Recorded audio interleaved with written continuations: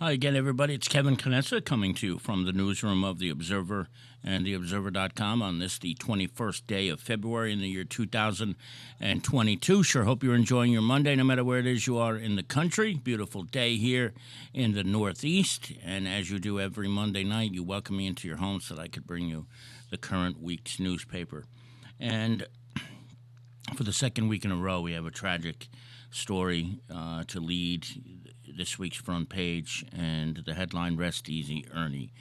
Ernesto Hernandez was a sergeant for 23 years, most of those years with the Harrison Police Department, and he died earlier this month at the all too young age of 51, and he leaves behind his wife and his beautiful daughter, as you could see on the front page.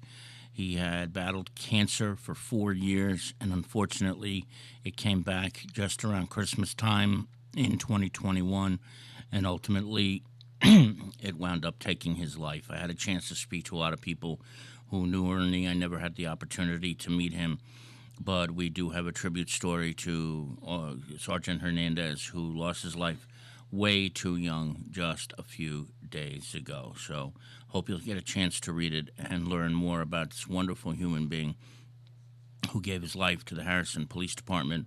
Was, from all accounts, a wonderful human being who everybody loved, and he's gone way too young at the age of 51. Also, on the front page of this week's Observer, the Harrison Town Council has given the green light to two companies that want to open up pot dispensaries in town. They'll both be in the same location. You get a chance, you read that on page 1, and you'll find out where the location will be, but they're still waiting on approval from the state. The state has to approve all dispensaries. And apparently these two companies both paid $10,000 to get in on the action and have submitted reports that keep things the way the town of Harrison wants them to be. They have some stricter rules, and I think you'll appreciate those, but if you take a look at them, it's on page number 1.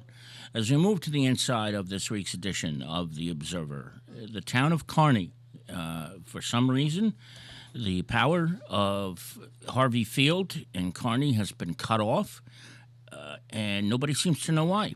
And there's apparently an $80,000 bill, and oddly enough, Harvey Field hasn't been used in months because it was wrecked pretty much in Hurricane Ida, I believe it was, and there's a whole fiasco involved now. There's no power for most of the lights at Harvey Field, and Ron Lear spoke with the mayor and the CFO of the town of Kearney, and there's all sorts of confusion. So check that out on page number 3. Moving around in Belleville, the town has a sister city again in Italy. They had a relationship with this town in Italy, but for some reason, I guess it fell apart, but they have rejoined forces, and the Sister City program is back. Take a look at it on page number 3 to find out where it is in Italy. Our Joanne Barton has a review of her Applause radio show, which had taken a little bit of a hiatus, but is back now, and that is on page number 4. Now, this is something that I could probably talk to you until I'm blue in the face about, but we've had this discussion so many times.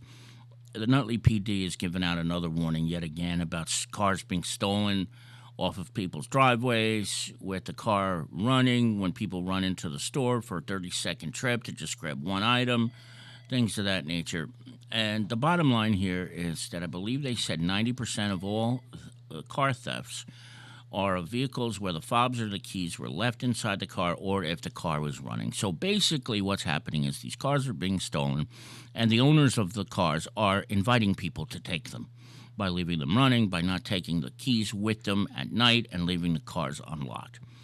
I can't say it enough, can't say it again, but I'm gonna lock your car, okay? That's the bottom line, or else it's gonna get stolen. Because the truth of the matter is these criminals are smarter than you could ever imagine that they are. They know where people leave their doors open, they plan it, and they succeed with ease stealing cars. It's not a challenge anymore where they have to even hotwire them because the keys are, like, right there. So, not that it matters because, you know, these cars are getting recovered so quickly because of GPSs, but do you want to go through the hassle of having your car stolen, not knowing where it is, and then finding it cracked up somewhere? No. just lock your darn cars. Keep your keys in the house, not inside the vehicles. And if you got to run into a store, even if it's for 30 seconds, don't do it. Lock the car.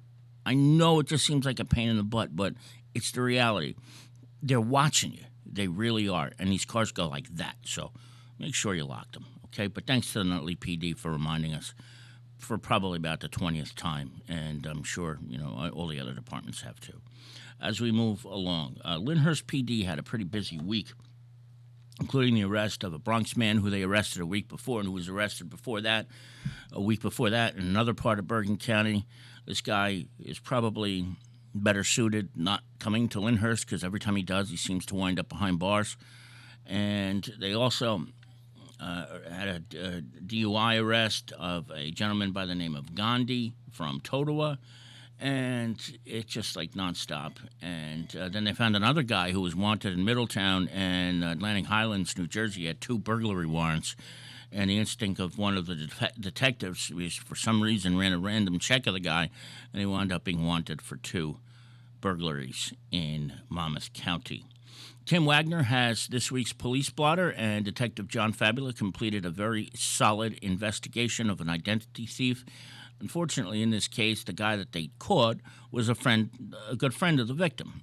And they had some connection, and he knew his personal information, and the guy went ahead and used it to steal money in his name. Real not so good friend, I would suppose, in this case. We, of course, have Jim Haig's Sports. He's got an Athlete of the Week. Not going to tell you who that is because I want you to pick up the paper and check it out for yourself. And as we do each and every week, 2 full pages of classifieds. If you need to rent a place, if you need a job, the chances are you're going to find it in this week's edition of The Observer.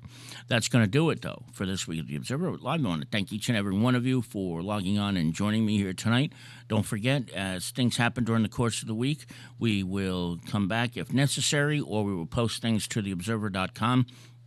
We have been posting most stories web first and then in print, so if you really don't want to wait until every Tuesday or Wednesday, check out the website because we're constantly updating the content as things come to us.